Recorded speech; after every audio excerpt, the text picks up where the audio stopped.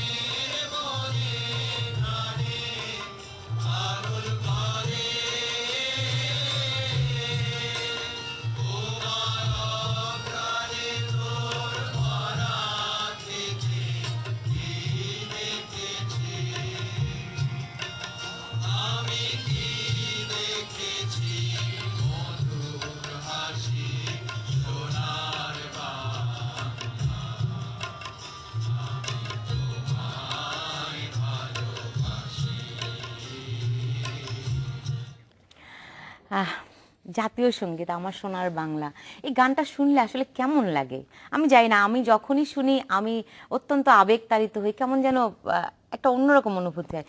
ইরেশ জাকের, আপনার কেমন লাগে? আসলে অন্য কোনো রকম লাগার তো কোনো আসলে অবকাশ নেই। মানে জিনিসটা এটা খুবই এবং কনটেক্সচুয়ালি আরও ভালো লাগে যখন আমাদের কোনো স্পেশালি ওইরকম ওকেশনে খেলার আগে সবাই মিলে একসাথে যখন ওই ওই ওই ফিলিংটা যখন আসে। বাট আমার মনে হয় যে যেটা এই গানটার যেটা অসাধারণ বিষয়, যেটা আপনি একা ঘরে বসে যখন এই গানটা বাজবে তখনও আপনি আপনার দেশের মানুষের সাথে এক ধরনের সম্পৃক্ততা আপনি বোধ করবেন এবং সেই সবাই মিলেই মনে হয় যেন সবসময় গানটা শুনি। তো আসলে অসাধারণ লাগে, এটা ছাড়া কিছু বলার তো নেই। অনেকে বলে হচ্ছে গিয়ে মানে একমাত্র সঙ্গীত বা গান কিংবা দেশের গান বা জাতীয় সঙ্গীত যদি আরো সুনির্দিষ্ট করে বলা যায় যে মানুষ একসঙ্গে একটি কাজই করতে পারে, সেটা হচ্ছে জাতীয় সঙ্গীত গাইতে পারে। আমাদের মনে করেন আমার সোনার বাংলার মধ্যে যে মাতর বদনখানি মলিন হলে, মানে কি একটা আবেগ। নাসির আলী মামুন, আপনি মুক্তিযুদ্ধের সময়ও ছিলেন, তখন আপনি তরুণ ছিলেন, আপনার কেমন অনুভূতি হয়? মানে নিঃসন্দেহে একটা অন্যরকমই অনুভূতি হয়, তবু আপনার সেটি জানতে চাই আর কি। আসলে 1971 সালে আমি তো ঢাকা কলেজে পড়ি, 18+ বয়স, কাজে সবকিছু বোঝার এবং পর্যবেক্ষণ করার বয়স তখন আমার ছিল। তো আমার যেটা আপনি বললেন যে রবীন্দ্রনাথের আমার সোনার বাংলা আমি তোমায় ভালোবাসি, এই গানটা এমন একটা গান, অবিস্মরণীয় গান, যেটা আসলে কোরাস মনে হয় যে সারা বাংলাদেশের লোক একসাথে এই গানটা গাইছে এবং গাইতে পারে। যে গানের স্টাফ নোটেশন জানে না, সুর জানে না, সে কিন্তু আমার সোনার বাংলা গানটি গাইতে পারে।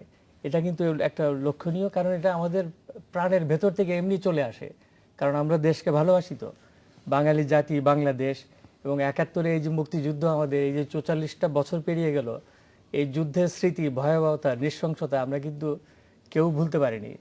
যাদের জন্ম যেমন ইরেশ জাকের সেকেন্ড জেনারেশন মুক্তিযুদ্ধে, এবং তারপরেও একটা জেনারেশন দাঁড়িয়েছে। তা আমরা কিন্তু কেউ সংক্রমিত হয়ে আসছে আমাদের এই মুক্তিযুদ্ধের স্মৃতি, এটা কিন্তু বিরাট ব্যাপার, এটা ভুলবার না।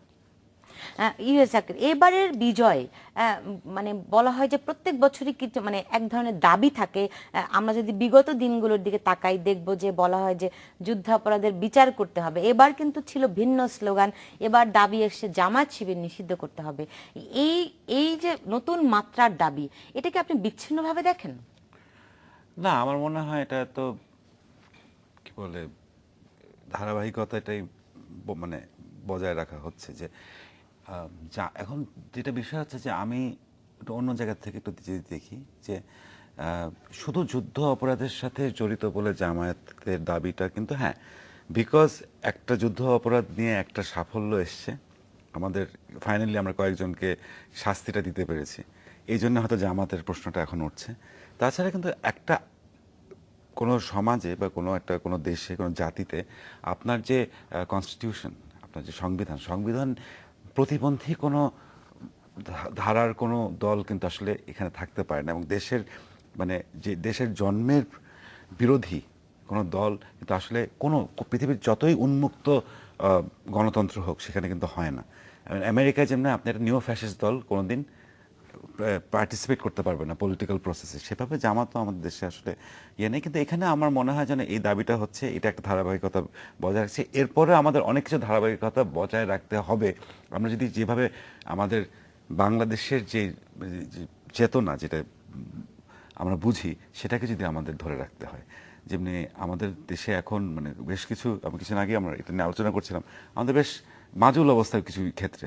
আপনি যদি বলেন ঢাকা শহরের বইয়ের দোকানের সংখ্যা, অথবা ঢাকা শহরে আর্টিস্টিক পারফরমেন্স সেন্টারের সংখ্যা, এই জিনিসগুলোও কিন্তু আমাদের বাংলাদেশের চেতনা যদি বলতে হয়, একটা একটা ফটোগ্রাফি এক্সিবিশন করার জায়গা। যদি আমি মামুন ভাইয়ের সাথে কথা আমার তো বলি, মনে হয় এগুলো ধীরে ধীরে কমে যাচ্ছে। যেমন বইয়ের দোকানের কথা বললেন ইরেশ, এটা ধরুন 25-30 বছর আগে যতগুলো বইয়ের দোকান ছিল এই ঢাকা শহরে, আস্তে আস্তে কমে যাচ্ছে। একটা উদাহরণ দিই, যে আজিজ মার্কেটে কতগুলো বইয়ের দোকান ছিল, এখন কি অবস্থা সেখানে, সেটাই আজিজ বললাম যে মার্কেট দেখলে তো আমার দুঃখই লাগে। আমি এটা সবসময় বলিও, যে মার্কেটটি একসময় বইয়ের মার্কেট ছিল সেটি এখন পোশাকের মার্কেট হয়ে গেছে। কি মাত্র 20 বছরের মধ্যে বোধহয় তো এটি, তাই না? বাংলাদেশ মানে বাংলাদেশ আমরা যেই স্বপ্নটা হয়তো আমরা বুঝি, হয়তো কেউ ওইভাবে সংজ্ঞায়িত করতে পারবে না 4 বাক্যে বা 5 বাক্যে, বা বাংলাদেশের মুক্তিযুদ্ধের চেতনা বা বাংলাদেশী চেতনা যেটা আমরা বুঝি, সেটাকে যদি মেনটেন করতে হয়, অবশ্যই জামাতের মতন দল আমাদের দেশে থাকতে পারবে না। সেটা মেনটেন করবেন কিভাবে আসলে? কারণ আপনি দেখেন এখনো বুদ্ধিজীবীদের হত্যার হুমকি দেওয়া হয়, যারা মুক্তমনা, যারা লেখক প্রকাশক, তাদেরকে হত্যা করা হয় এবং টার্গেটেড কিলিং এর শিকার হয় তারা। এই ধারাবাহিকতা রাখার সুযোগ কতখানি আসলে আছে নাসির আলী মামুন? আমার মনে হয় যে একদমই নাই, এবং যারা করে আমরা সবাই জানি যে এই হত্যাকাণ্ডগুলি কারা করছে ইদানিং, এবং গত কয়েক বছর যাবৎ করে যাচ্ছে কিন্তু। এবং তাদের মধ্যে বেশিরভাগই কিন্তু ধরাছোঁয়ার বাইরে, মানে সরকার চেষ্টা করছে, কিংবা আমি জানি না কিভাবে করছে, তাদেরকে কিন্তু সরাসরি ধরতে পারছে না।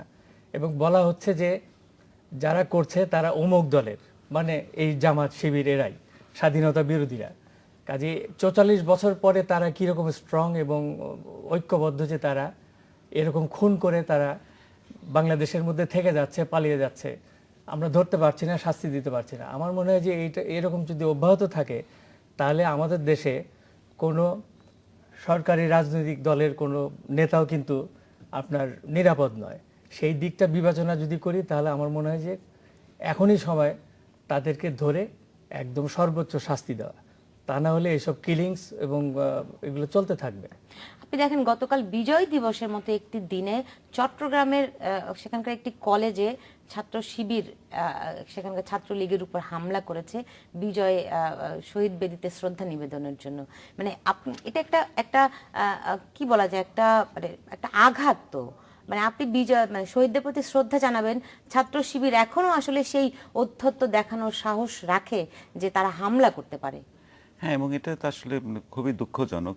কিন্তু আমার কাছে যেটা আপনারা যেটা বললেন যে এর চেয়েও আমার কাছে আরো বেশি ভয়ঙ্কর যেটা মনে হয় যে এই যে টার্গেটেড কিলিং যেগুলো হচ্ছে, হ্যাঁ, তা এখন যেটা হচ্ছে যে জামাতকে মানে ব্যান করাটা হচ্ছে ফার্স্ট স্টেপ, এটা আপনি এটা করলেন। কিন্তু জামাতকে ব্যান করে যেমন বলে আচ্ছা দেশে আর কোনো মৌলবাদীদের নেই, আমরা ঠিক হয়ে গেছি, এটা করলে হবে না।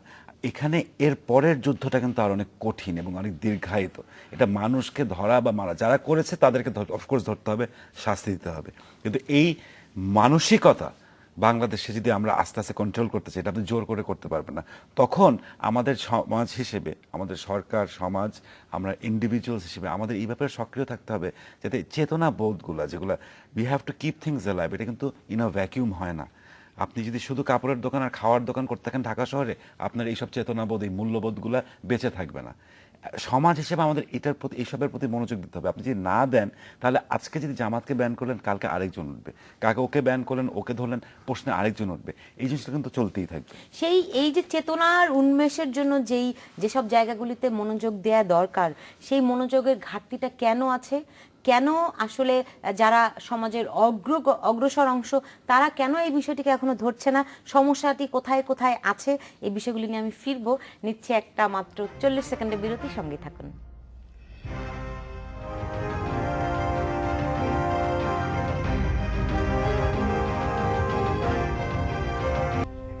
বিরতির পর ফিরে এলাম, দেখছেন বাংলাদেশ এখন। নাসির আলী মামুন, কিছুক্ষণ আগেই ইরেশ জাকের বলছিলেন যে চেতনার উন্মেষের জন্য যেই জায়গাগুলিতে আসলে অনেকগুলি জায়গাতে মনোযোগ দেয়া দরকার। সুনির্দিষ্টভাবে যদি বলি যে কোন কোন জায়গাগুলিতে বেশি মনোযোগ দেয়া দরকার এবং মনোযোগ দেওয়ার ঘাটতি আসলে কেন আছে? আমার মনে হয় যে রাজনৈতিক সদিচ্ছা নাই, সেটা যে কোনো কারণেই হোক।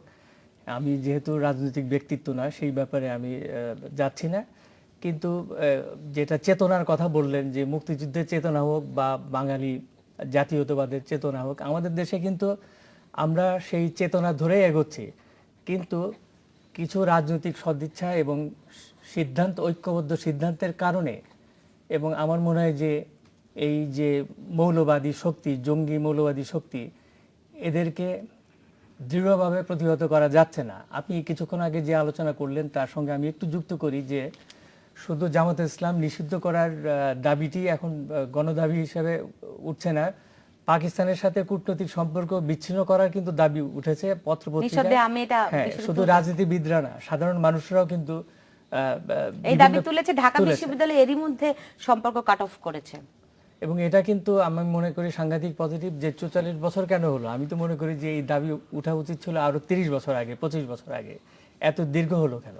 আর আমাদের যে মুক্তিযুদ্ধের 44 বছর পরে এই যে যারা সব বড় বড় এবং মেজর যারা যুদ্ধাপরাধী ছিলেন, তাদের কিন্তু বিচার হয়ে গেছে, রায় হয়ে গেছে, এবং অনেকের রায় কার্যকর হয়ে গেছে। এইটা 44 বছর পরে আমাদের জন্য একটা নতুন খবর, এবং আমরা মনে হয় যে অনেক স্বস্তির একটা সময়ের মধ্যে দিয়ে এখন পার হচ্ছে। এই কারণে এটা অনেক আগেই হওয়া উচিত ছিল। হলে আমার মনে হয় যে বাংলাদেশে এই যে জঙ্গি গোষ্ঠী যেটা বলেন, এদের উত্থান কিন্তু হতো না, তারা কিন্তু সেই সময় সব শেষ হয়ে যেত। এবং আমরা বাংলাদেশে 44 বছর যাবত বলেন, এদের উত্থান কিন্তু হতো না, তারা কিন্তু সেই সময় সব শেষ হয়ে যেত। এবং আমরা বাংলাদেশে 44 বছর যাবত একই বিষয় নিয়ে কিন্তু রাজনীতি করছি। 71 সাল নিয়ে কিন্তু আমরা ঘুরপাক খাচ্ছি। আমাদের যে শিক্ষা, বাসস্থান, দারিদ্রতা দূরীকরণ, তারপরে নানান রকম আমাদের যে পজিটিভ প্ল্যানগুলো থাকা দরকার ছিল, সেগুলো নিয়ে কিন্তু আমরা রাজনীতিবিদরা মাথা ঘামাইনি। আমরা 71-এর মুক্তিযুদ্ধের মধ্যেই আছি, যেটা থাকা উচিত ছিল আমাদের লাইব্রেরিতে এইভাবে ঘুমিয়ে থাকা উচিত ছিল, আর্কাইভসে থাকা উচিত ছিল, এবং বিচার বিভাগ এটা নিয়ে বিচার করা উচিত ছিল। কিন্তু এটা নিয়ে 44 বছর কেন আমরা রাজনীতি করলাম? আমার সেটা একটা প্রশ্ন, শুধু আমার না, দেশবাসীর অনেকেরই এই প্রশ্ন। যার জন্য আমাদের উন্নয়নের ধারা, বাংলাদেশের নানা দিকের যে উন্নয়ন, সেটা আমি মনে করি যে নানাভাবে ব্যাহত হয়েছে। এবং সেটা বিভিন্ন সময় যারা সরকার ছিলেন বাংলাদেশে, যারা রাজনীতি করেছেন, তারা কেন এটি করতে পারেননি, এবং 44 বছর পরে কেন এটা করা হলো, এটা কিন্তু প্রশ্নই থেকে যায়। তবু তো হচ্ছে, এটি নিঃসন্দেহে আসার কথা। ইরেশ জাকের, আপনাকে যদি ধরি যে একটা নতুন প্রজন্মের একজন প্রতিনিধি, এখন অত নতুন নেই। এখন আর অত নতুন নেই নিঃসন্দেহে। তারপরে একটি প্রজন্ম, আপনার পর আরেকটি প্রজন্ম আছে, কিন্তু সেই ক্ষেত্রে যদি আমি দেখি যে অনেকে বলেন যে আমরা জাতিগতভাবে অতীতমুখী, সারাক্ষণ শুধু অতীতের বিষয় নিয়ে চর্চা করতে থাকি, এবং আপনার কাছে কি মনে হয় যে অতীতের দিকে ফিরে তাকানোর দরকার আছে, প্রয়োজনীয়তা আছে, আবশ্যিকতা আছে? অতীতমুখী মানে আমি বিষয়টা ঠিক মানে বুঝি সব না। সময় আমরা একাত্তরে ফিরে যাই, কেউ বলে আমাদের ফরগেট এন্ড ফরগিভ, কিন্তু আমরা তাও একাত্তরে ফিরে যাই। হাস্যকর বিষয়। পৃথিবীর কোনো মানে সফল জাতি কিন্তু নিজের ইতিহাসকে ভুলে আগাতে পারে না। এখন আপনার ইতিহাসের সাথে সাথে কয়েক বছরের মধ্যে যদি একদম দেশটাকে যেভাবে যে কারণে, যে লক্ষ্যে, যে মানুষগুলা দেশটাকে জন্ম দেওয়ার জন্য কাজ করেছিলাম, যে মানুষগুলো বিরোধিতা করেছিল, তাদের এক একজনের রোল যদি কনফিউজড হয়ে যায়, তাদের মধ্যে এটার মধ্যে যদি কোনো ধরনের বিভ্রান্তির সৃষ্টি হয়, এবং আমরা যদি জাতি হিসেবে প্রায় 25-30 বছর বিভ্রান্তি থাকি, সেই বিভ্রান্তিটা কোনো না কোনোভাবে তো আপনার ওটাকে ঠিকঠাক করতে হবে সামনে আগানোর আগে। নিজের ইতিহাস নিয়ে মানে গৌরব বোধ করা, টু বি প্রাউড, এটার মধ্যে কোনো আমার মনে হয় না আমরা অতীতমুখী। এবং আমাদের জাতি হিসেবে আমরা কিন্তু মানে এভরি ডে আমাদের যে প্রাইভেট আমাদের মানে নিজেদের মধ্যে আমরা প্রত্যেকদিন আমরা এমন কিছু দেখছি যেখানে আমরা খুব ভালো করে বোঝা যাচ্ছে যে আমরা কিন্তু ভবিষ্যৎমুখী। তাই বলে যে একটু অতীত নিয়ে আমাদের ইতিহাস নিয়ে কথা বলে যে অতীতমুখী হয়ে যায়, তাহলে মনে হয় এখানে এটা যারা বলে তাদের মধ্যে কোনো ঝামেলা আছে। তারা আবার জিনিসটাকে ঘোলাটে করতে চায়। কোন কারণে চায়? উনি যে বললেন যে বিভিন্ন মানুষের বিভিন্ন ধরনের রাজনৈতিক উদ্দেশ্য থাকে এগুলোকে ঘোলাটে করার জন্য। যখনই আমাদের কোনো ধরনের গৌরব নিয়ে তাদের মনে হয় যে অতীতমুখী, আমার মনে হয় এখানে অনেক ঝামেলা আছে। এই ঝামেলার ভিতরে আমি যেতে চাই না, কারণ ভিতরে গেলে এটা অনেক লম্বা আলোচনা হয়ে যাবে। এটা নিয়ে প্রত্যেক দিনই 4-5টা টকশোতে আলোচনা হয়, কিন্তু আমার মনে হয় না এটা অতীতমুখী বলাটা ঠিক। আই থিঙ্ক আসলে বাঙালি জাতি অতীতমুখী একদমই না, আমরা ইমোশনাল, এটা সত্যি কথা। সেটা কোনো খারাপ কিছু না। না, অবশ্যই ইমোশন থেকে ভালো ছবি আসে, ভালো বই ভালো আসে। কাজ তো হয়, অনেক ভালো আবেগ না কাজ থাকলে হয়েছে। কি যুদ্ধে ঝাঁপিয়ে পড়া যায়? একদম যেত না। এবং কারা যুদ্ধ করেছে বাংলাদেশে? গ্রামাঞ্চলের যারা কৃষক, লুঙ্গি পরে, গেঞ্জি গায়ে, গামছা মাথায়, আপনি দেখবেন যে 71 সালে ভিডিও ফুটেজগুলোর মধ্যে কারা যোদ্ধা। সামরিক বাহিনীর লোক সংখ্যায় তো অত্যন্ত কম, তারা ট্রেনিং দিয়েছে, নেতৃত্ব দিয়েছে, কিন্তু যুদ্ধ করেছে কিন্তু সব গ্রামের মানুষরা, জনযোদ্ধারা। এটা কিন্তু একটা বিরাট ব্যাপার। আর এই আবেগপ্রবণ, আমরা খুব আবেগী জাতি, খুব খারাপ, এরা যারা বলে আমরা খুব অতীতমুখী, তাদেরকে জিজ্ঞেস করেন যে ভালো জাতি কোনটা, ওরা বলবে জার্মানির কথা। হয়তো জার্মানরা খুব আর জার্মানরা দ্বিতীয় বিশ্বযুদ্ধ এবং প্রথম বিশ্বযুদ্ধে কি করেছিল? আবেগে আপ্লুত হয়ে তারা লাখ লাখ লোক মেরে ফেলেছিল। তো আমার মনে হয় না, আই থিঙ্ক আমরা যা আছি ভালো আছি, আমাদের গাইডেন্স দরকার, নেতৃত্ব দরকার, এবং নেতৃত্ব পেলে আমাদের মানে সম্ভাবনা অপরিসীম আমার এটা মনে হয়। আপনারা দুজনই মানে ফটোগ্রাফির সঙ্গে সংশ্লিষ্ট। নাসির আলী মামুন, বাংলাদেশকে আপনার লেন্সে আপনি কেমন দেখেন? আমি তো বাংলাদেশকে আমার লেন্সে দেখি যে এমন একটা সম্ভাবনাময় দেশ, যে দেশটি এই 2015 সালে নয়, আরও আগে, যেমন আরও 25-30 বছর আগে এই দেশটি এমন একটা জায়গায় যেতে পারতো, আমি মনে করি যে সিঙ্গাপুর, মালয়েশিয়ার মতো সব দিক দিয়ে। কিন্তু সেই কাঙ্ক্ষিত লক্ষ্যে বাংলাদেশটা যেতে পারেনি। কিন্তু তার অর্থ এই নিয়ে যে বাংলাদেশের সমস্ত দিকে মানে বিকশিত হওয়ার ধারাটি ব্যাহত হয়েছে, তা না। যেমন বাংলাদেশে আপনার শিল্প, সাহিত্য, পেইন্টিং, নাটক, বাংলাদেশে কিন্তু অনেক এগিয়েছে। কিন্তু যদিও রাজনীতি এসে, অস্থির রাজনীতি এসে সব কিছু ধসিয়ে দিচ্ছে, তারপর বাংলাদেশ ফোক মিউজিক, বহু জায়গায় বাংলাদেশে কিন্তু অনেক কাজ হয়েছে এবং আন্তর্জাতিকভাবে স্বীকৃত হয়েছে। এবং এর মধ্যে আমরা বাংলাদেশে একটা নোবেল শান্তি পুরস্কারও পেয়েছি আমরা ডক্টর ইউনূস সাহেবের মাধ্যমে। এটাও বিরাট সাফল্য আমাদের জন্য। তা আমি মনে করি যে আমাদের দেশ পিছায়নি, এবং যেটা আমি বলতে চাইছি যে রাজনৈতিক সদিচ্ছা এবং নানান রাজনৈতিক সিদ্ধান্তের কারণে আমরা বাধাগ্রস্ত হচ্ছি বারে বারে, এটা হওয়া উচিত না। আচ্ছা, আমি এর আগে বলেছিলাম যে আমাদের যেই মানে আমাদের যে নিজস্ব সংস্কৃতি যেগুলো আছে, নিজস্ব কালচার, নিজস্ব অস্তিত্বের যেই জায়গাগুলি আছে, সেইগুলো বিকাশের জায়গায় কোথায় কোথায় সমস্যা আছে, এই প্রশ্নের উত্তরটি আমি আসলে পাইনি। আমি এটার উত্তর নিয়ে ফিরবো, নিচ্ছি একটা ছোট্ট বিরতি, সঙ্গেই থাকুন।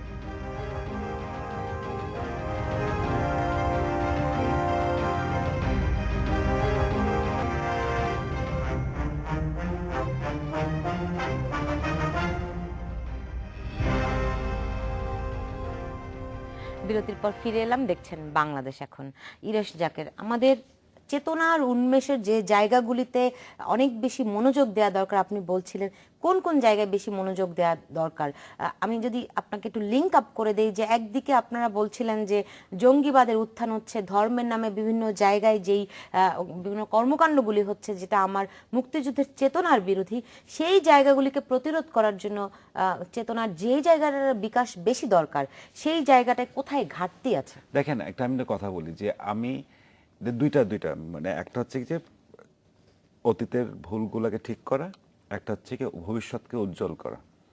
এখন আপনি যারা খুন করেছে, মনে করেন এটা মুক্তিযুদ্ধ যদি আমি সরিয়ে বলি, একটা সমাজে যারা খুন করছে, রাহাজানি করছে, তাদেরকে বন্ধ করার একটা একটা একটা হচ্ছে কি একটা কাজ।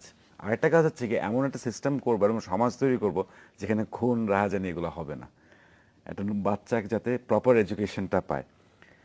সিমিলারলি ধর্মভিত্তিক রাজনীতি এবং এই যে জামাতের যে রাজনীতি, এটাকে এক্সিস্টিং জামাতকে থামানো এবং আমাদের সামনে যাতে এরকম জামাতের মানসিকতার একটা জেনারেশন না তৈরি হয়, এই কাজটা আমার মনে হয় আমরা একটা কাজ একটু করছি, অন্য কাজটা একদমই করছি না। আমাদের কোনো মানে আমরা এনশিওর করছি না। আমাদের এখনো মঞ্চ নাটক যদি বলি, এবং মঞ্চ নাটক কেন ইম্পর্টেন্ট, অনেকে বলবে যে এই দিনকালে মঞ্চ নাটক কেন, পৃথিবীর এখনো কোনো দেশে কোনো বড় অভিনেতা মঞ্চ থেকে আসেনি, এই দৃষ্টান্ত কিন্তু খুবই কম। মঞ্চ একটা দেশের সিনেমা ইন্ডাস্ট্রি বলেন, টেলিভিশন ইন্ডাস্ট্রি বলেন, সেখানে মঞ্চ নাটক দরকার। সারা ঢাকা শহরে একটা প্রপার মঞ্চ হচ্ছে কি একটা জায়গায়, এবং এটা 30 বছর আগে হয়তো ঠিক ছিল, কারণ ঢাকা শহরটা ছোট ছিল। এখন ঢাকা শহরটা অনেক বড় হয়ে গেছে। তখন ওই এখন শিল্পকলায় আমি আমার যে অফিসে 6টার সময় আমি বের হতে পারি আমার অফিস থেকে, তারপরে তো আমি গিয়ে একটা শো ধরতে পারবো না।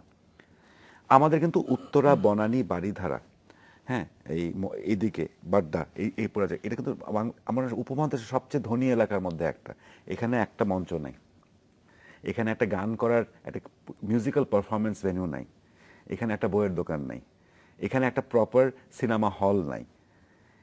এই জিনিসগুলো আপনি যে সমাজে যদি বিভিন্ন জায়গায়, আপনি আমার, আচ্ছা এখানে ঢাকা বাদ দিলাম, আপনি আমার গ্রামে চলেন, রতনপুর, ব্রাহ্মণবাড়িয়া, রবিনগর থানা, সেখানে নেক্সট জেনারেশনের একটা বাচ্চা নিয়মিতভাবে গান শেখে না, গান শেখার কোনো উপায় নেই, আমার ইউনিয়নেই নেই, গান শেখার কোনো উপায় নেই, নাচ শেখার কোনো উপায় নেই, নাটক শেখার কোনো উপায় নেই, আবৃত্তি শেখার কোনো উপায় নেই। এবং বেশিরভাগ বাচ্চাদের স্কুলের অ্যাক্সেসটা থাকলেও সীমিতভাবে। তো এখানে আপনাদের যে সার্বিক যে বিকাশ ঘটবে আমাদের এর পরের প্রজন্মে, এটি কোথায় ঘটবে, কেমনভাবে ঘটবে? এবং আমি ধর্মে বিশ্বাসী, এবং আমার মনে হয় ধর্মেরও একটা রোল আছে, কিন্তু ধর্মেরই যদি রোল থাকে এবং সেই আগের জেনারেশনের ধার্মিকরাই যদি পরের জিনিসকে শুধু শেখায়, এবং তাদের যদি অন্য জায়গা থেকে তাদের বিকাশের কোনো না থাকে, কোনো ইনফ্লুয়েন্স না থাকে, তাহলে তো এটা একচোখা, আবার তখন ওদের কিন্তু আরেকটা দিকে চলে যাওয়ার সম্ভাবনা কিন্তু খুব বেশি। এই যে শিল্প চর্চার জায়গাগুলো আপনি বলছেন বন্ধ হয়ে গেছে, কি কারণে বন্ধ হয়ে গেছে বলে বা কমে গেছে বলে আপনার মনে হয়? আমার যেটা মনে হয় যে কোনো যেটা হয় যে এটা একটা ট্রেন্ড, এখনকার গ্লোবাল পলিটিক্যাল একটা ট্রেন্ড, যে ইকোনমিকলি আমরা মানে আপনি অর্থনৈতিকভাবে আপনি উন্নয়ন করলেই মানুষ খুশি হয়ে যায়। এই যে ঢাকায় উন্নয়ন হচ্ছে না, মানে নাটকের কি দরকার, বইয়ের দোকানের কি দরকার, এতগুলো কাপড়ের দোকান, এগুলো হচ্ছে কি একচোখা উন্নয়ন, এগুলো হচ্ছে আনব্যালেন্সড ডেভেলপমেন্ট আমরা যদি বলি, ভারসাম্যহীন উন্নয়ন। এইটার থেকে কিন্তু আমাদের সমাজের যারা পৃষ্ঠপোষক, যারা কর্ণধার, তাদের এদিকে যদি তারা মন না দেয়, এই সারা পৃথিবীতে আমরা সবাই স্যাটেলাইটভাবে, আমাদের ম্যাকডোনাল্ডস হবে, বার্গার কিং হবে, KFC হবে, এ হবে, সে হবে, এই বিভিন্ন কাপড়ের দোকান ঢুকবে, এই পারফিউমের দোকান ঢুকবে, ইলেকট্রনিক্সের দোকান ঢুকবে। এইখানে কিন্তু সমাজের নিজের জায়গাটা নিজের ধরতে হবে, এবং নিজের জায়গা বলতে কেন আমরা, হ্যাঁ, প্রাইভেট সিটিজেনটা তো ধরতেই হবে, আমাদের রাজনীতিবিদদেরও ধরতে হবে। আগে যেমন এইসব ক্ষেত্রে বিভিন্ন রকম উদ্যোক্তা কিংবা পাড়া মহল্লা ভিত্তিক যে সমস্ত কর্মকাণ্ড, সাংস্কৃতিক কর্মকাণ্ড দেখতাম, এখনো কিন্তু কম হলেও আছে, কিন্তু এইটা কমে যাওয়ার পেছনে মানে শুধুমাত্র অর্থনৈতিক উন্নতিটাই আমাদের কাছে মুখ্য বিবেচ্য হচ্ছে, নাকি আসলে সত্যিকার অর্থে সুযোগটা একটুখানি কমই আছে? সুযোগ কমে যাচ্ছে, এটাও সত্যি কথা। সরকারি পৃষ্ঠপোষকতা নেই। আগে যেমন শুধু রাজধানী ঢাকায় নয়, সারা বাংলাদেশে বিভিন্ন জেলাতে কিন্তু নাটক হতো পাড়ায় পাড়ায়, এবং বিভিন্ন সাংস্কৃতিক অনুষ্ঠান কিন্তু হতো।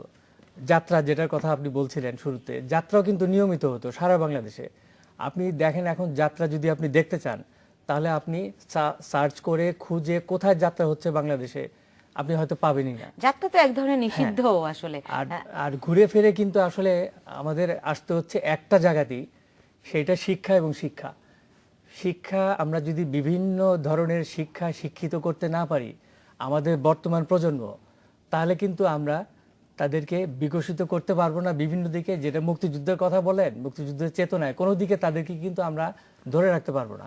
আর আরেকটা জিনিস হলো, এই ইন্টারনেটের যুগে সারা পৃথিবীতেই, বাংলাদেশেও প্রত্যেকটা মানুষ কিন্তু নিজে একা, স্বার্থপর এবং ছোট ছোট দ্বীপের মতো আমরা হয়ে যাচ্ছি, বিচ্ছিন্ন হয়ে যাচ্ছি। কিন্তু এই ফেসবুক বলেন, যা বলেন, টুইটার বলেন, আমরা কিন্তু নিজেদেরকে নিয়ে ব্যস্ত থাকছি, যার জন্য মানুষ কিন্তু আর বাংলাদেশে 1971 সালে জনসংখ্যা ছিল মাত্র 7.5 কোটি, আর এখন সেই জায়গা হয়েছে 16 কোটির উপরে। আপনি দেখেন প্রায় দ্বিগুণেরও বেশি। কাজেই মানুষ কিন্তু নানাভাবে বিচ্ছিন্ন হয়ে যাচ্ছে কিন্তু। আর ইরেশ জাকার যেটা বললেন যে নাটকের হল বা বইয়ের দোকান অথবা গানের কোনো অডিটোরিয়াম ভালো, যেগুলো কিন্তু বাংলাদেশে খুব সীমিত অল্প কয়েকটা জায়গায়, যেমন শিল্পকলা একাডেমি ধানমন্ডিতে কয়েকটা জায়গায়, প্রত্যেক জেলায় কিন্তু শিল্পকলা একাডেমি আছে, প্রত্যেকটা শাখায় আছে, প্রত্যেকটা জেলায় শিল্পকলা একাডেমিতে এখন কি হয় গত অনেক বছরে, সেগুলোতে রাজনৈতিক কর্মকাণ্ড, বিয়ে শাদীর অনুষ্ঠান, এগুলোতেই হয়। কিন্তু সত্যিকার অর্থে যে শিক্ষা সংস্কৃতি বিকশিত করার জন্য যে কাজগুলো হওয়া দরকার, সেগুলো কিন্তু খুব বেশি হয় না। সেটা আমি খুব বলতে চাই বেশি হয় না, কিন্তু গতকাল বিজয় দিবসে খুব ভালো একটি কাজ কিন্তু করার জন্য যে কাজগুলো হওয়া দরকার, সেগুলো কিন্তু খুব বেশি হয় না। সেটা আমি খুব বলতে চাই বেশি হয় না, কিন্তু গতকাল বিজয় দিবসে খুব ভালো একটি কাজ কিন্তু হয়েছে, এটা নোটিস করাই উচিত। সেটা একদল তরুণ, তারা একটি গেম কিন্তু গতকাল চালু করেছে, মুক্তিযুদ্ধ 71-এর, মানে এখন বাচ্চারা যে ভিডিও গেম খেলে, এখন তারা মুক্তিযুদ্ধ যোদ্ধাদের নিয়ে আসলে সেই গেমটি খেলতে পারবে। কিছু মানুষ বলবে যে আমরা হচ্ছে কি অতীতমুখী। মুক্তিযুদ্ধ আসলে জিনিসটা এরকম মিরাজ ব্যাপারটা। জাকের, আপনি কি ওই গেমটা দেখেছেন বা এইটা সম্পর্কে একটু আমাদেরকে বিস্তারিত বলতে পারেন? অ্যাকচুয়ালি এটা হাই গুড কোয়ালিটি একটা গেম, এবং এবং মানে এখন আমি লাস্ট ডাউনলোড কাউন্ট জানি না, বাট মানে অনেক মানুষ এটা খেলছে, এটাকে ডাউনলোড করে এটাকে ইউজ করছে। সো আমাদের কথা হচ্ছে যে প্রপারলি যদি করা হয় এবং আমরা করতে পারি, এই ইভেন দ্যাট এটা কিন্তু প্রাইভেট একটা উদ্যোগ, কিন্তু কিভাবে মানুষ এটাকে নিয়ে সামনে যাচ্ছে, পিছনকে নিয়ে, এই গৌরবকে নিয়ে সামনে যাওয়া, এটা কিন্তু আমরা যে কোনো সময় পারি, আমরা কিন্তু এটা করি জাতি হিসেবে। তার মানে আসলে উদ্যোগ, কেউ একটা ছোট্ট উদ্যোগ নিল, মানুষ কিন্তু ওটাকে লুফে নিচ্ছে। উদ্যোগেরই অভাব কি বেশি নয়? উদ্যোগের অভাবটাই বেশি, এটা সরকারিভাবে এবং বেসরকারিভাবেও। এবং আমরা মনে করি যে আমাদের মধ্যে থেকে প্রথমে আমরা সব বলি যে সরকার করবে, রাজনীতিবিদরা করবে, এটা কিন্তু ঠিক না। আমরা কিন্তু ব্যক্তিগতভাবে প্রত্যেকেই কিন্তু উদ্যোগী হতে পারি, এটা আমাদের পরের জেনারেশনকে সঠিক জায়গায় নিয়ে যাওয়ার জন্য। সেটা যদি না হয়, আমরা মনে হয় যে আমরা পুরো জাতি একটা বিরাট ভ্যাকুয়াম, একটা ব্ল্যাক হোলের মধ্যে আমরা পড়ে যাব। সরকারি পৃষ্ঠপোষকতা নিঃসন্দেহে অনেক বড় একটি বিষয়, কিন্তু মানে ব্যক্তি পর্যায়ের উদ্যোগটাও আপনি দেখেন, আমাদের যদি আজকে পোশাক খাতকে ধরেন, একেবারে ব্যক্তি পর্যায়ে কিন্তু এর থেকে এটা উঠে এসে, এখন না হয় সরকারের পৃষ্ঠপোষকতা এইসব সুযোগ সুবিধার ব্যাপারটি থাকছে, ফলে আমাদের এই যে চেতনার উন্মেষের জায়গাটিতে ব্যক্তিগত আর কি কি উদ্যোগ নেওয়া যেতে পারে, সেই বিষয়গুলি নিয়ে আমি ফিরবো। নিচ্ছি একটা বিরতি, সঙ্গে থাকুন।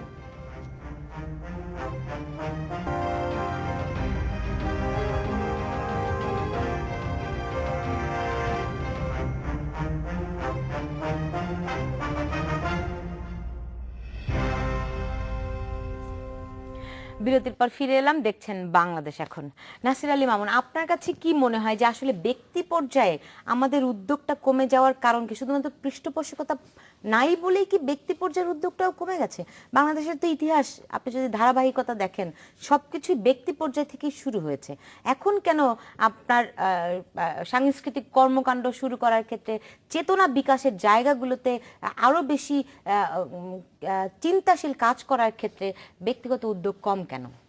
এই ঘাটতিটা আসলে, যেটা আমি একটু আগে বললাম, যে আমরা সব ইন্টারনেটের যুগে বিচ্ছিন্ন হয়ে যাচ্ছি। যদিও আমাদের অনেক সুযোগ সুবিধা তৈরি হয়েছে, আমরা আধুনিক হচ্ছি, যোগাযোগ ব্যবস্থা মানে অন্যরকম হয়ে যাচ্ছে, এবং 2 বছর পরে 3 বছর পরে কি হবে আমরা আসলে কল্পনা করতে পারবো না, যে দুনিয়াটা কোথায় চলে যাবে। শুধু বিচ্ছিন্নতা কেন বলছেন? আমরা তো বরং আমাদেরকে ইন্টারনেট অনেক বেশি আরো কি বলে, যোগাযোগ সেতু বন্ধনের মতো করে দিয়েছে। আপনি যে কোনো একটা সামাজিক মাধ্যমে গেলে কত বড় বড় কর্মকাণ্ড, শাহবাগে গণজাগরণের মতো একটি ঘটনা শুধুমাত্র সামাজিক যোগাযোগের মাধ্যমে হয়ে গেল।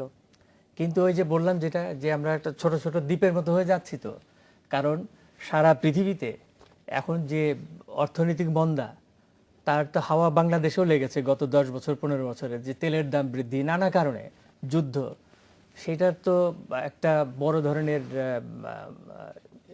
ইম্প্যাক্ট থাকবে আমাদের সমাজে আছে, যেহেতু আমরা একটা গরিব দেশ। কাজে আমাদের দেশের মানুষ যা ইনকাম করে তা দিয়ে কিন্তু সে ঠিকমতো তার ঘর সংসার চালাতে পারে না। রাজধানীর কথাই যদি ধরি, কাজেই একটা মানুষের 2টা কাজ করতে হয়, তার পরিবারের অন্যান্য লোকদের কাজ করতে হয়, তাকে চলতে হয় ঠিকমতো। সেই জন্য মানুষ নানান কর্মকাণ্ডে নিজেকে ব্যস্ত রাখতে আসলে পারে না। যেটা আপনি উদ্যোগের কথা বললেন, সেই উদ্যোগের সেই ধরনের লোক কিন্তু প্রত্যেকটা সমাজে সবসময় কিন্তু সংখ্যায় অত্যন্ত কম থাকে, মাইনরিটি। সেই ধরনের উদ্যোগী লোক কিন্তু বাংলাদেশে আছে এবং তারা কিন্তু কাজ করছে বেসরকারিভাবে, এবং তাদের কাজ কিন্তু থেমে নেই। কিন্তু যেটা বললেন যে সারা বাংলাদেশে কর্মকাণ্ড, সাংস্কৃতিক কর্মকাণ্ড, সেটা তো সরকারি পৃষ্ঠপোষকতা হতো আগে, যেটা এখন হয় না। সরকার Yes, যদি জাকির, পৃষ্ঠপোষকতা আপনারও কি করে এরকম সেটা একই হবে রকম আবার। মত হয়? আমরা যদি অর্থনৈতিক অবস্থার কথাতে, নাসির আলী মামুন যেমনটা বললেন, আমাদের অর্থনৈতিক অবস্থা আগের চেয়ে আমাদের পার ক্যাপিটা ইনকাম অনেক বেড়েছে, আমাদের সব দিক থেকে আমরা অর্থনৈতিক অনেক উন্নত অবস্থায় আছি।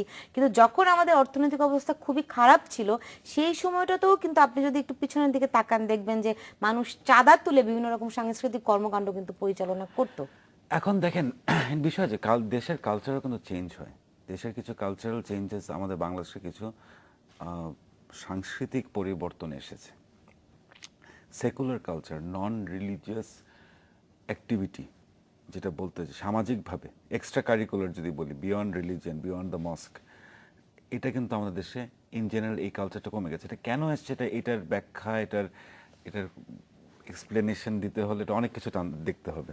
মানে ফরেন ইনফ্লুয়েন্স বলতে হবে, মানে প্রাইভেট সেক্টরে কিছু কিছু জায়গার থেকে টাকা পয়সা যেখানে বেশি আসছে, এগুলো সব কিছু মিলে কিছু কিছু সাইড অনেক ডেভেলপ করেছে, কিছু সাইড ডেভেলপ করেনি।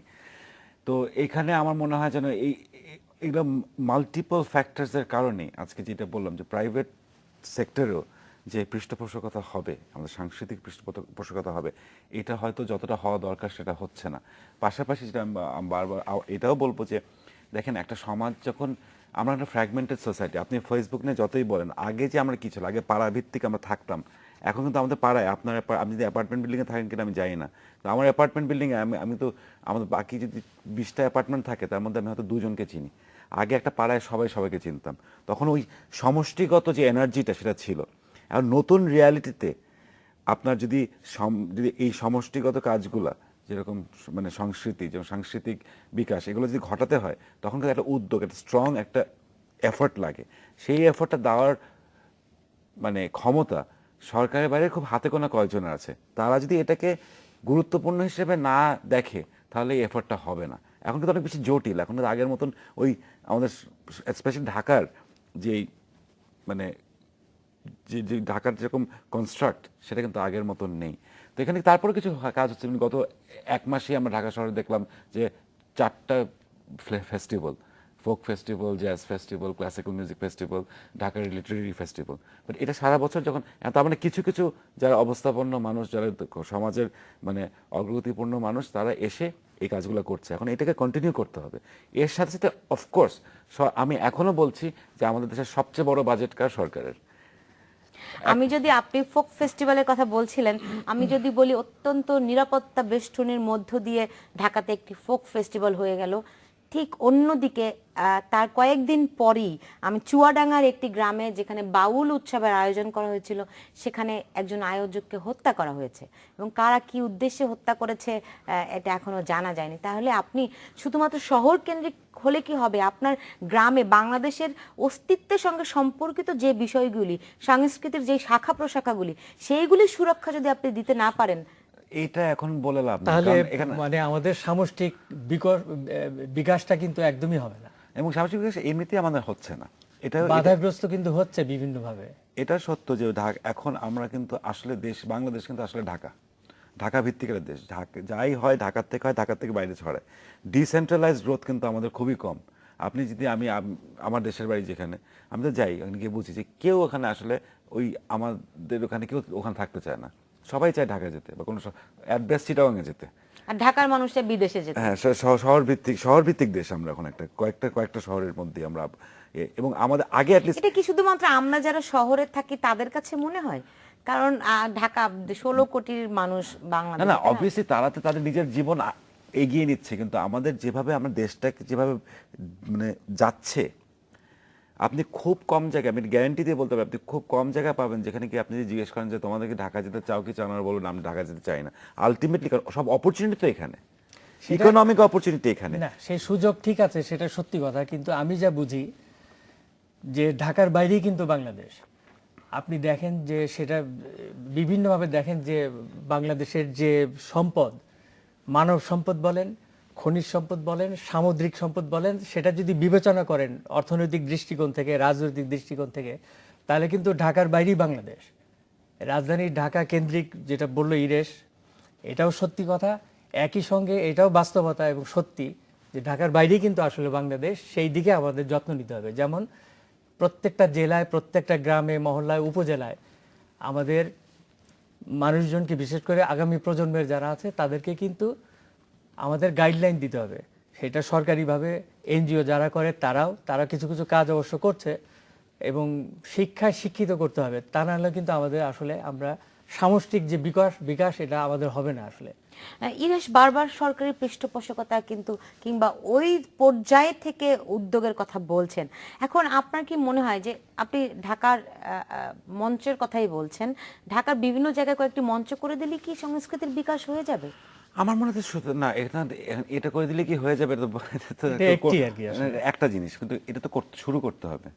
মানে আসলে কি একটা ফটোগ্রাফি স্কুল করে দিলে কি বাংলাদেশের মানুষ, ছেলেপুলেরা ড্রাগস খাবে না? এটা তো না, কিন্তু শুরু তো করতে হবে কোথাও একটা। আগে একটা পারফরমেন্স সেন্টার দেন, তাহলে তো পারফরমেন্স হবে। মানে it is very difficult to. আমাদের দেশের দিকে যদি আপনি তাকান, ধরেন যদি স্কুল প্রতিষ্ঠার ক্ষেত্রেই ধরেন, যে আগে আসলে ব্যক্তি উদ্যোগে একটি স্কুল হয়, হয়তো দেখা যায় মাথার উপর ছাদও নেই, তারপরে সেখানে আস্তে আস্তে করে পৃষ্ঠপোষকতা বাড়তে থাকে, সরকার সেটিকে একসময় এমপিও ভুক্ত করে নেয়। তো উদ্যোগটা কিন্তু আমাদের যে কোনো প্রতিষ্ঠানের দিকে তাকালে। ঢাকা শহরের সমস্যা হচ্ছে রিয়েল এস্টেট ভ্যালু। আমি যদি একদম ডিটেলসে যেতে চাই, ঢাকা শহরে এখন আমাদের জমির দাম এবং রিয়েল এস্টেটের দাম এত বেশি হয়ে গেছে যে আপনি এখানে প্রাইভেটলি জিনিসটাকে একটা জায়গায় বরাদ্দ করা সব ফর পারফরমেন্স, হ্যাঁ, যদি খুব মানে মুক্তমনা উদার কিছু শিল্পপতি এসে যদি করতে পারে সেটা করবে, কিন্তু এটা করাটা আসলে very difficult, very high opportunity cost এখানে। তো এইখানে কিছু টেকনিক্যাল ঝামেলাও আছে আমার মনে হয় যে এখানে কিছু জায়গায়, কারণ আপনার আর সমাজ, এটা কিন্তু একটা পরিবর্তনশীল সমাজ, কারণ going from one Dhaka to another. আমি যেটা বললাম, আমাদের থাকার ব্যবস্থা চেঞ্জ হয়ে গেছে। মহল্লা নাটক কেন হয় না? কারণ মহল্লায় আমরা একজনকে চিনি না। তো এই জায়গায় অভ্যাসের পরিবর্তন হয়ে গেছে, ওই যে বিচ্ছিন্ন হয়ে যাচ্ছে, এটা এই জায়গায় উন্নয়ন নিয়তি আমাদের এখন। এই জায়গায় সার্বিক উন্নয়নটা আমার মনে হয়, আমি যেটা বললাম যে হ্যাঁ, প্রাইভেট ইনিশিয়েটিভ থাকতে পারে, কিন্তু তারপরেও এই জায়গাগুলোতে মানে আপনার যে বললাম সবচেয়ে বড় বাজেট, আপনি আজকে একটা গ্রামীণ ব্যাংক কিন্তু অনেক বড় একটা সংস্থা, ব্র্যাক অনেক বড় সংস্থা, কিন্তু ব্র্যাকের চেয়ে প্রায় 150 কোটি বড় বাজেট থেকে মানে বাংলাদেশ সরকারের। তো যাদের কেপাবিলিটি আছে, আজকে বাংলাদেশ সরকারই পারে ঢাকা শহরে একটা জমি নিয়ে বলতে চান এখানে নাটক হবে, এটা কিন্তু কোনো প্রাইভেট ইন্ডিভিজুয়াল পারবে না। তার যদি বলতে হয় তখন তার অনেকশো কোটি টাকা খরচ করতে হবে। আগামীর বাংলাদেশ আসলে কেমন আমরা দেখতে চাই, কেমন হওয়া উচিত, কেমন হচ্ছে, আমি এই বিষয়টি নিয়ে ফিরবো। নিচ্ছি একটা বিরতি, সঙ্গে থাকুন।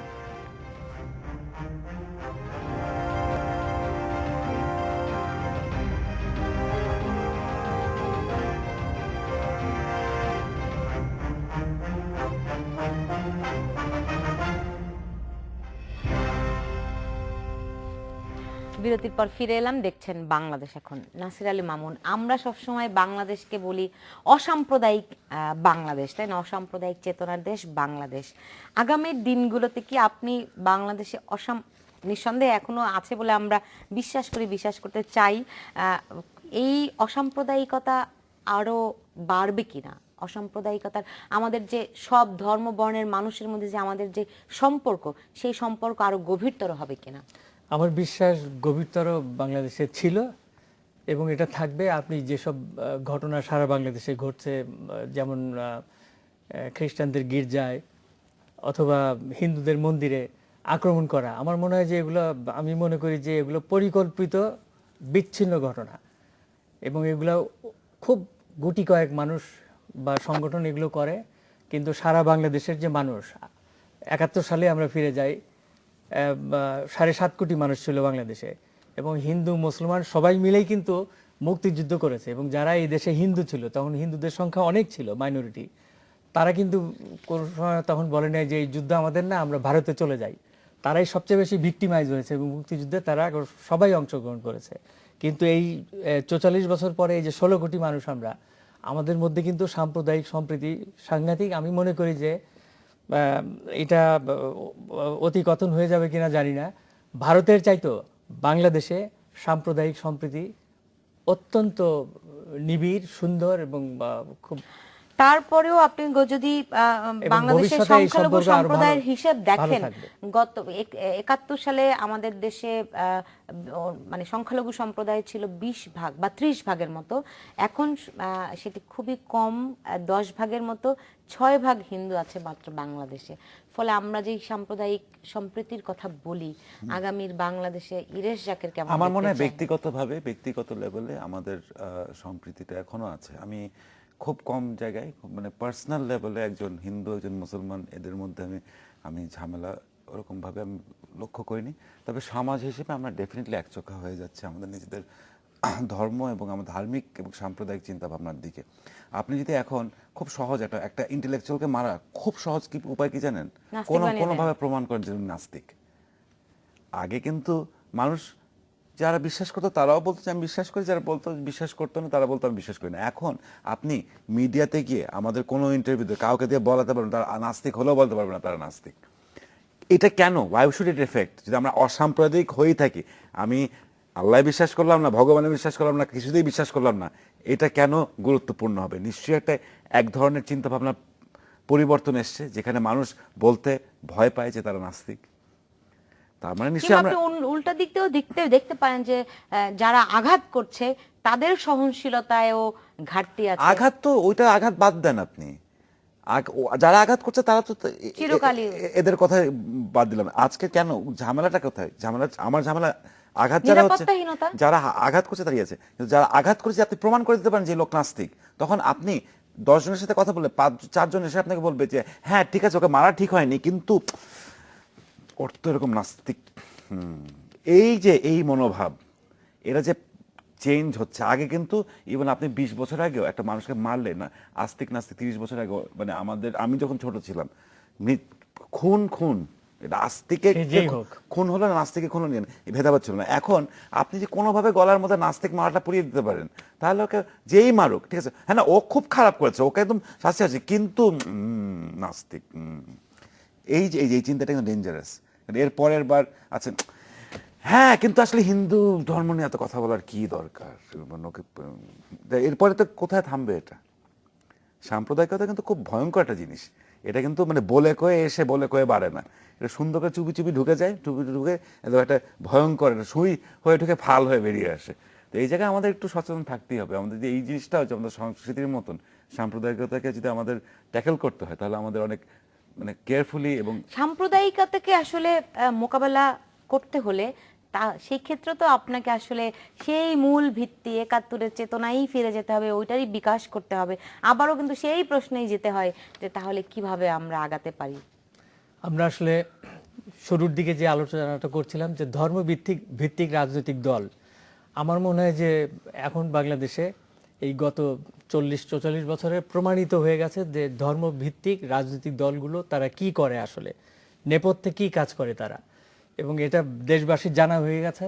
আমার মনে হয় যে এখন যে দাবি ধর্মভিত্তিক যারা দল করে, যারা জঙ্গি, তাদেরকে একদম বাংলাদেশে নিষিদ্ধ করা উচিত। আমার মনে হয় সেই সময় কিন্তু এসে গেছে।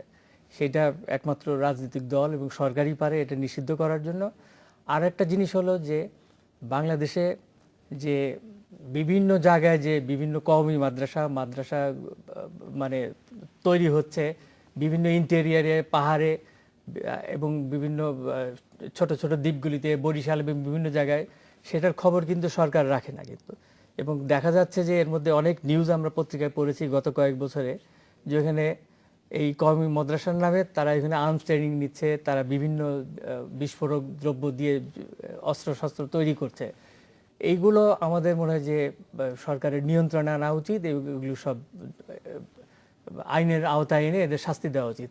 তা না হলে বাংলাদেশে এগুলো কিন্তু বাড়তে থাকবে, এগুলো বন্ধ করা যাবে না। ইরাজ জাকের, খুব সংক্ষেপে একদম 30 সেকেন্ডের মধ্যে আপনার প্রত্যাশার জায়গাটি শুনতে চাই। আমার প্রত্যাশা যে আমরা ওই রকম একটা সমাজে, মামুন ভাই আগের খারাপগুলোকে বন্ধ করার একটা উপায় বললো, আমি বলবো যে আমাদের ভবিষ্যৎ বিকাশের একটা খুলে দেওয়া উচিত, এবং সেই জায়গাটা শুধুই হবে যদি আমরা সার্বিক সাংস্কৃতিক মানে শিক্ষামূলক এবং অসাম্প্রদায়িক উন্নয়ন আমাদের মধ্যে, মানে সাংস্কৃতিক উন্নয়নটা যাতে ওভাবে হয়, সামাজিক জি, উন্নয়ন। আমরাও সেটা আসলে প্রত্যাশা করি যে সংস্কৃতি চর্চার মধ্য দিয়ে বাংলাদেশ একটি অসাম্প্রদায়িক রাষ্ট্রের দিকে আরো উন্নততর অবস্থার দিকে যাবে, সেই প্রত্যাশা রাখছি। আপনাদের দুজনকে অনেক ধন্যবাদ স্টুডিওতে আসার জন্য। দর্শক, আপনাদেরকে অনেক ধন্যবাদ এবং বিজয় দিবসের আবারও শুভেচ্ছা জানিয়ে শেষ করছি আমাদের আজকের আয়োজন। আপনারা সবাই ভালো থাকুন।